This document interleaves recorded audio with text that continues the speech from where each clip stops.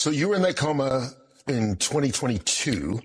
You had the liver transplant, you had the tracheotomy, all that stuff that went on. Multi-system organ failure. Yeah, Wow. 60. Right. Have they figured out what happened yet? We will. No, I mean, have the doctors medically, like, what happened to you? Yeah, because you just collapsed, right? Yeah, so, just mysteriously out of the blue, which we do talk about in the book. Yes, what that, I want to get into that. What that process is. But, so it's been quite a journey. And as I said, even as it relates to writing the book, I went through almost, more than a decade of being scrutinized and clowned by law enforcement, them telling me, you need some help. Sex trafficking? Really? What's wrong with you? No way. But not realizing that they were also working for the situation. Because you were hinting, saying, posting. Yeah. I get calls, take it down or else, so on and so forth. But this is about Diddy, so let's be clear for everybody that doesn't know. Diddy, who's about to, his trial's about to start. Yeah, yes. They're selecting a jury. But you were on this train years ago. Yes, many, many years ago. I posted some information that was, basically trying to save my life. And thank goodness to my ex, the wonderful Kim Porter, the late Kim Porter, who, kind of warned me all along the way to, just kind of watch your back, so on and so forth. And I didn't understand why. Because of Diddy. Basically. Do you believe that she died of pneumonia? Absolutely not. Why? What evidence do you have?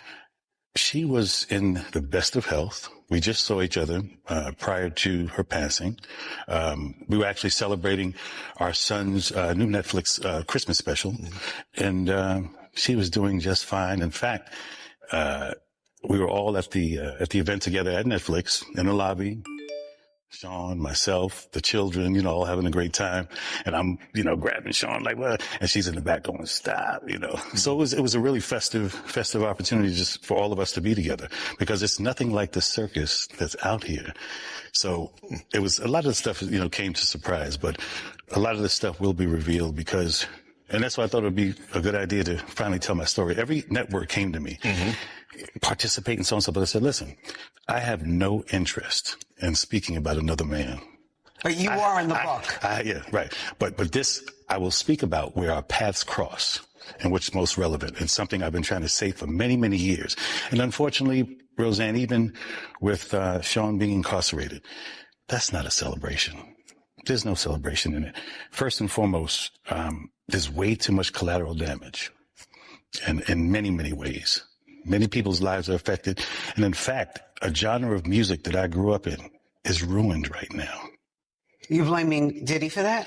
I'm blaming this entire industry and the way it's gone. And, there's no one person that's in charge, but this level and this magnitude of a story of detriment, of diabolical, just heinous, whatever's really going on. It's unfortunate. Is Diddy suing you or threatening to sue you? No. No? I have the truth. But one thing is, you have volunteered to testify at the trial, correct?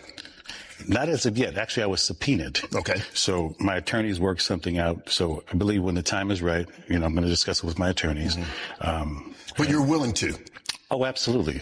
Absolutely, I am. And again, there's no, like I said, this is not marketing for me. I'm living this life. And the only reason I wanted to tell the story, Kurt, was very specifically because I was ignored. There was the most expensive PR campaign against me to shut me down. If you actually knew what they did to me, there was a bounty on my head. There was a bunch of stuff. So do you think specifically then that Sean Diddy Combs or people affiliated with him did something to you that caused you to have multi-organ failure? I believe this to be the case, yes. Absolutely. Wow. My first time saying it. Are you concerned that he still has power outside of incarceration?